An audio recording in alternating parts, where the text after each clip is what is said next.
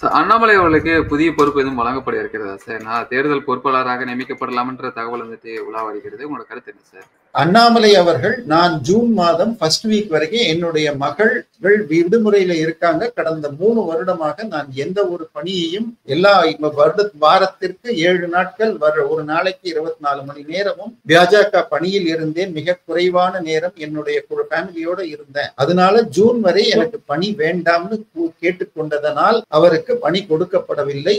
அடுத்த ஒரு வாரத்திற்குள்ளாக அவருக்கு என்ன பணி என்று தேர்ந்தெடுக்கப்பட்டு விட்டது என்று சொல்கிறார்கள். அகில இந்திய அளவில் 4 பொதுச் செயலாளர்களும் ஒருவராக அவர் வரக்கூடும் என்றும், அதில் தேர்தல் பொறுப்பாளராகவும் சில மாநிலங்களில் பெரும்பாலும் அவர் இருக்கிற மாநிலத்தை கொடுக்காட்டியும் இந்த முறை அதையும் கூட அவரை ஒரு அடிஷனல் போஸ்டாக அதுவும் தரப்படும் என்று சொல்கிறார்கள். ஆனால் மத்திய தலைவரை தேர்ந்தெடுக்க வேண்டியிருக்கு நட்டாக்கு பதிலா. அது முடிஞ்சவுடன் இந்த அறிக்கை வரும்.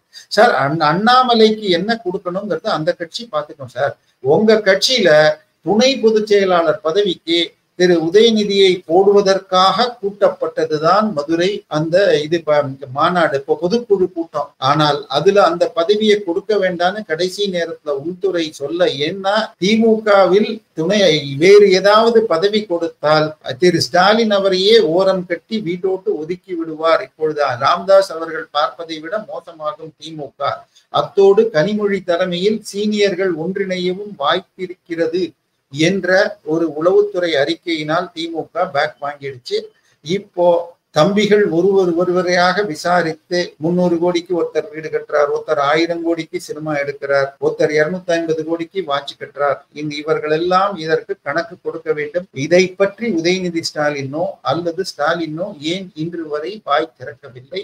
அதனால் இது எல்லாம் ஒவ்வொரு மக்கள்கிட்டையும் கேள்வி இருக்கு சார். மெயின் ஸ்ட்ரீம் மீடியாக்கள் என்பது உங்கள் கைப்பாவைகளாக பேசிக்கொண்டிருந்தாலும் நமக்கு TN24, IN24, IN-Tamil 24 போன்ற சேனல்கள் மூலம் மக்களுக்கு இவை போய் சேர்கிறது. இதனால் மிக நிச்சயமாக திமுக தன்னை சரி செய்து கொள்ளாவிட்டால் 2026 கருணாநிதி 71 19 வரை செய்த அதே ரெக்கார்டை இந்த முறை மீண்டும் திரு ஸ்டாலின் செய்வார் என்பதில் இரண்டாவது சந்தேகம் இல்லை.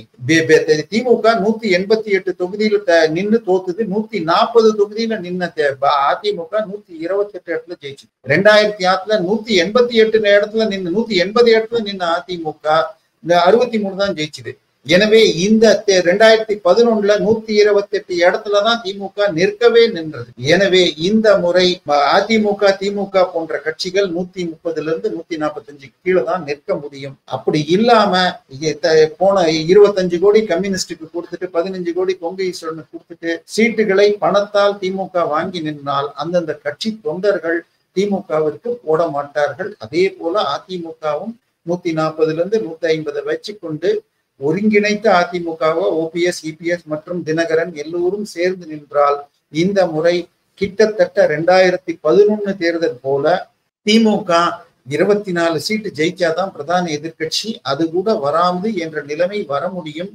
EPS அதை நோக்கி செல்லணும். அமித்ஷா கூட்டணி அமைப்பதை தான் பார்த்துக் கொள்கிறேன் என்று சொன்னதாக கூறப்படுகிறது. பாமகவையும் தேமுதிகவையும் இழுக்கும் வேலைகள் நடந்து முடிந்து மேலும் எல்லாம் சேர்ந்தால் 210 சீட்டு வரைக்கும் அந்த கூட்டணி வெல்ல இயலும். அதில் MGR ஃபார்முலா படி நடக்க வேண்டும் என்பதுதான் சரியாக போகும். அடுத்த ஒரு மாதத்திற்குள் ஜூலை எண்டுக்குள்ள இவை வரும். ஆனா தேமுதிக பிரேமலதா நான் ஜனவரி 9 தான் சொல்வேன் இருக்காங்க.